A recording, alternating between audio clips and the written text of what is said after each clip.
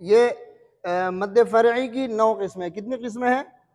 مد متصل، مد منفصل، مد لازم کلمی مثقل، مد لازم کلمی مخفف، مد لازم حرفی مثقل، مد لازم حرفی مخفف، مد لین لازم، مد لین عارض، مد عارض سکون وقفی. بات سمجھ میں آ رہی ہے؟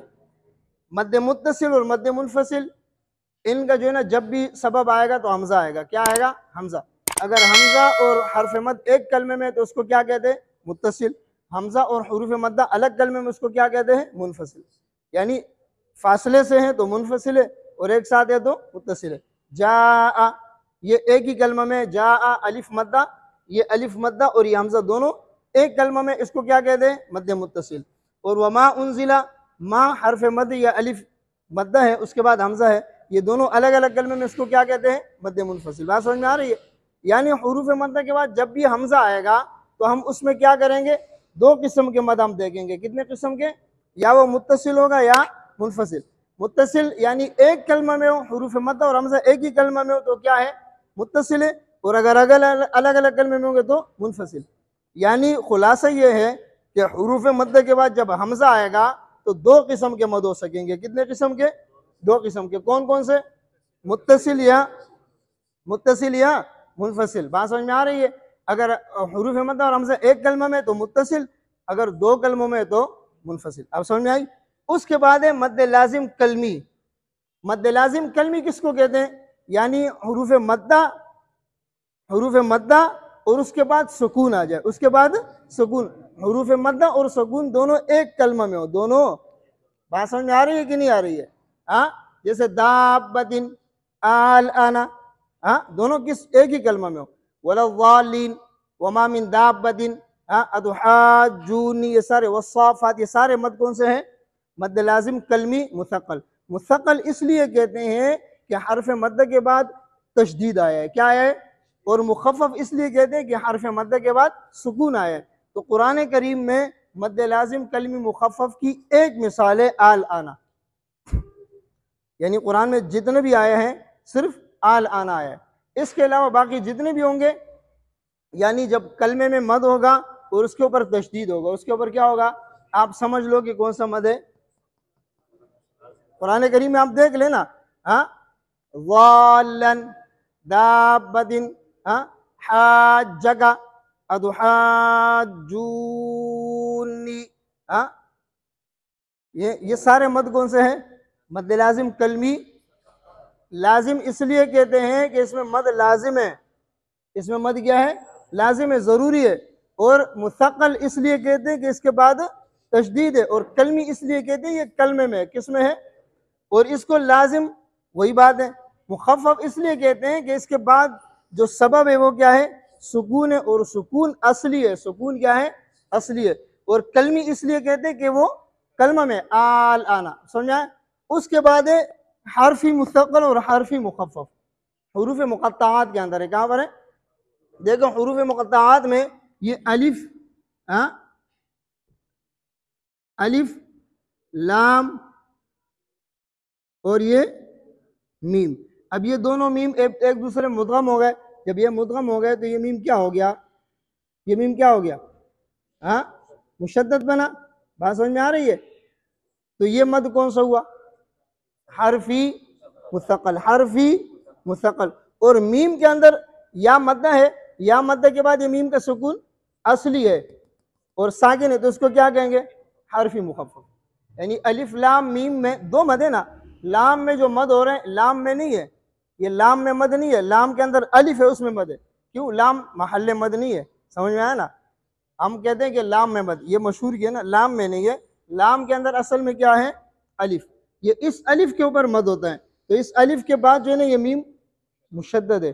اس کو کیا کہیں گے؟ حرفی. یعنی لام حرف پڑھا جا رہا ہے نا، الف بھی حرف پڑھا جا رہا ہے، لام بھی حرف پڑھا جا رہا ہے، میم بھی.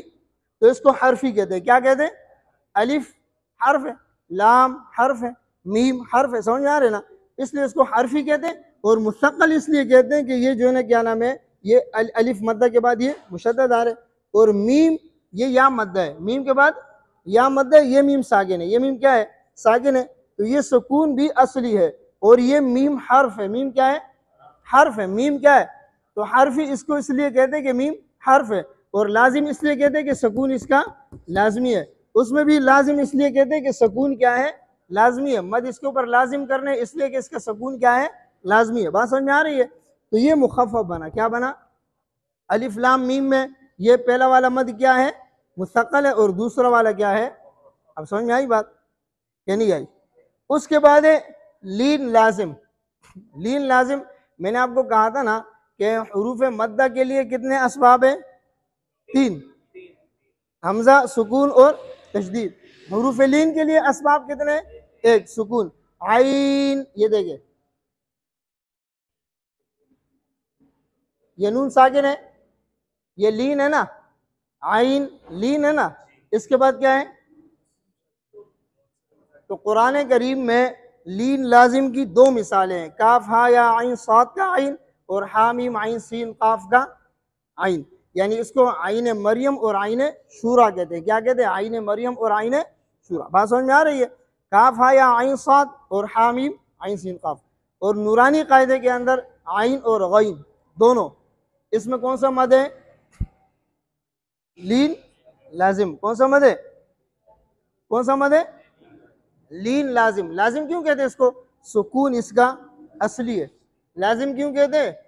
سکون اصلی ہے۔ بات سمجھ میں آ رہی ہے؟ یہ بات سمجھ میں آئی؟ اس کے بعد ہے لین عارض۔ لین عارض کس کو کہتے ہیں؟ ہم وقف کے اندر خوف، صیف، اس پر وقف کرتے ہیں نا، ہاں، حروف لین کے بعد کسی حرف کو ساکن کر کے اس پر ہم وقف کریں گے، اس کو کیا کہتے ہیں؟ عارض۔ بات سمجھ میں آ رہی ہے؟ تو اس میں مد کس طرح کرتے ہیں؟ یعنی اس میں 3 قسم کے مد ہیں، قصر ہے، توسط ہے اور طول ہے۔ قصر مقدم ہے، پھر توسط ہے، پھر طول ہے۔ اس کی وجہ کیا ہے؟ اس کی وجہ یہ ہے کہ محل مد ضعیف ہے۔ محل مد کیا ہے؟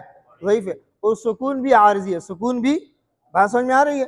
اچھا، اس کے بعد ہے عارض سکون وقفی، جیسے ہم قرآن کریم میں نستعین، الرحیم، یوم الدین، یہ جو مد کرتے ولا الضالین، یہ لین، یہ اس قسم کے مد جو ہے نا، اس کو کیا کہتے ہیں؟ اس کو عارض بھی کہتے ہیں، سکون بھی کہتے ہیں، وقفی بھی کہتے ہیں۔ کوئی اس کو وقفی کہہ دیتے ہیں، کوئی سکون کہہ دیتے ہیں، کوئی عارض کہہ دیتے ہیں۔ بات سمجھ میں آ رہے؟ کوئی تینوں نام لے لیتے ہیں۔ تو آپ یہ سمجھ لیں کہ اس کو کیا کہیں گے؟ سکون، عارض، وقفی۔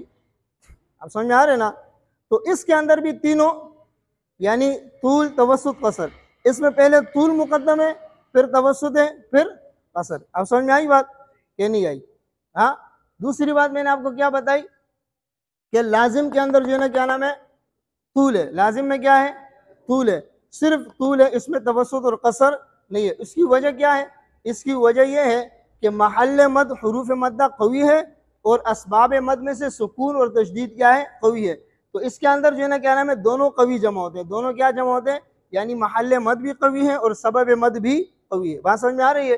دوسرے نمبر پہ میں نے کہا کہ مد متصل جو ہے نا یہ واجب ہے، اور اس کے اندر صرف توسط ہے، قصر بھی نہیں ہے اور طول بھی نہیں ہے۔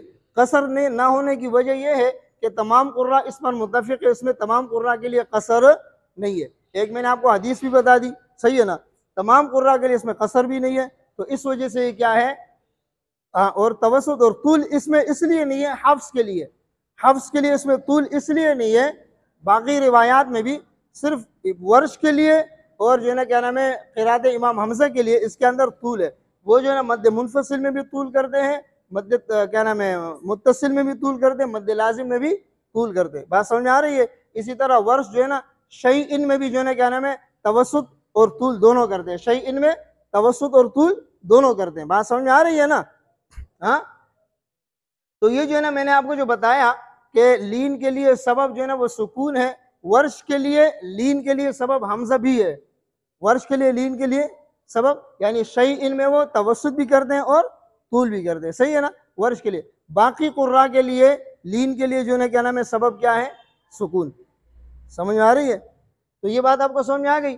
اور جو ہے نا کیا نام ہے یہ جائز، جو یہ جائز کتنی قسمیں ہیں؟ جائز کی قسمیں جو ہے نا کیا نام ہے لین عارض، عارض سکون وقفی اور مد منفصل، یہ تینوں قسمیں کیا ہیں؟ جائز۔ تینوں قسمیں کیا ہیں؟ جائز۔ اس کا مطلب ہے کہ قصر بھی اس میں جائز ہے، توسط بھی جائز ہے، اور پھر ان دونوں میں لین بھی طول بھی جائز ہے۔ لین عارض کے اندر اور جو ہے نا کیا نام ہے عارض سکون وقفی میں، اس میں طول بھی جائز ہے۔ اس میں طول بھی کیا ہے؟ مد منفصل میں طول نہیں ہے، اس میں قصر بھی جائز ہے اور توسط بھی جائز ہے. بات سمجھ میں آ رہی ہے؟ اچھا اس کی وجہ کیا ہے کہ مد متصل کے اندر جو ہے نا قصر نہیں ہے اور منفصل میں قصر کیوں جائز ہے؟ اس لیے کہ منفصل کے اندر انفصال ہے، حرف مدہ الگ کلمے میں اور حمزہ الگ کلمے میں، اور متصل کے اندر دونوں ایک کلمے میں، اس لیے اس میں صرف توسط ہے. بات سمجھ میں آ رہی ہے؟